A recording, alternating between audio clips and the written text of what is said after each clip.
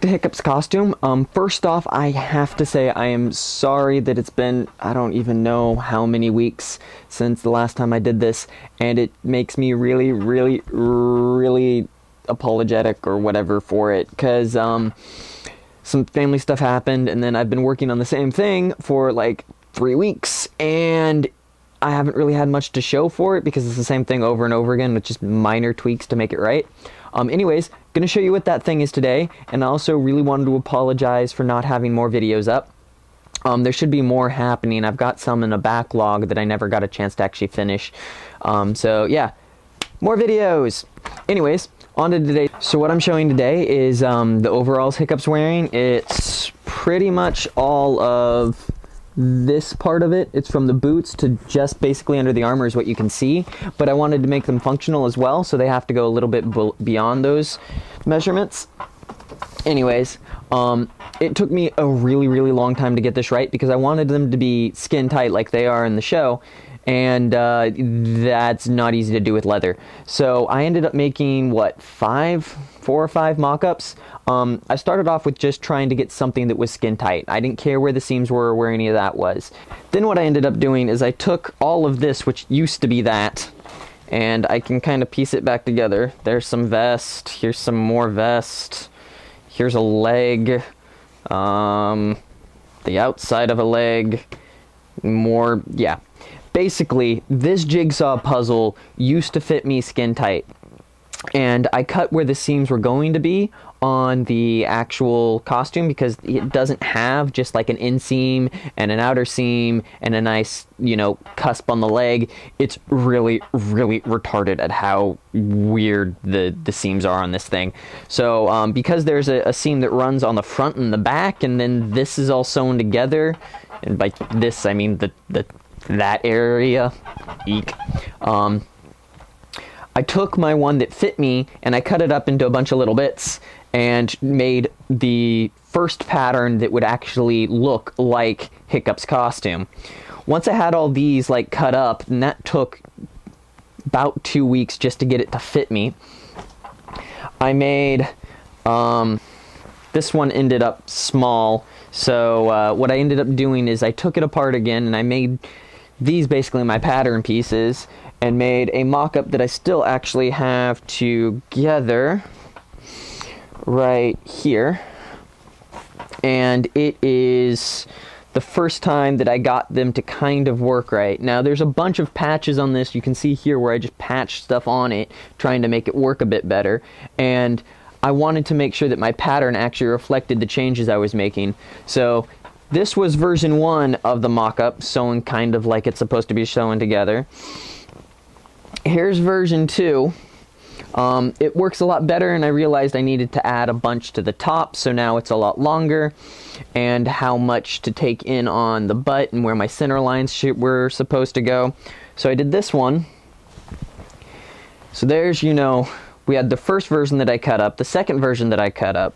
This is the first actual mock-up that really kind of worked like a mock-up instead of not fitting. So we're at 3. Then I have the 4th one, 4, and the final one was 5. But that's just the pants. I also had to do a bunch of different versions of the vest part. And I originally thought the vest part floated, but it doesn't. It's sewn only along part of the legs, and then it floats the rest. And then I thought that it was sewn on the entire way, but I couldn't get it to stretch right. And I had to make some decisions because it's CG in comparison to real life. Leather doesn't stretch like they have it in the movie. Like when Hiccups crouched over Toothless and really going at the right, you can see where the texture that they used in the model just stretches those scales, and that would never actually happen with leather. So I had to change how I was doing a couple things so that I could actually, you know, use the dang thing. So as far as the vest goes, here's my second mock-up. That didn't quite fit right. So then my third mock-up is this one. and I was just pinning these on. I had to figure out how I was doing the shoulder, because the shoulder, in order to keep the bottom wrinkle free, I had to put elastic on the shoulders and a clasp of some sort so I could get it on and off, because otherwise I just couldn't get it over my shoulders when it was up. So that's third one. This is fourth and fifth version of the vest, and you can see that I have patches on here, but my front panels I had to change so much that I just ripped out that seam and put a new seam, put new front panels on again. So that's 4 and 5. So I actually have 6 versions of the vest, 5 versions of the pants, and all together those versions came out to be something like this. You have the front of the pants here. It's held up with suspenders. I just got these at my local Goodwill Value Village kind of shop. And then the vest is only attached on this part of the leg, the outside. I called them the outside bit of leather. The light tan is the green suede. This is actually going to be a vegetable tan. And then this is all a vegetable tan that's then tooled. So I've got a lot of tooling in front of me. You can see here how I actually closed off the top of the vest, and it's just a bit of elastic and a clasp. So that's what my actual mock-up looks like. But in order to take the mock-up to leather, I had to have patterns, and those needed to be flat, because I couldn't really use the mock-up straight up as it is to cut out my fabric or my leather in this case.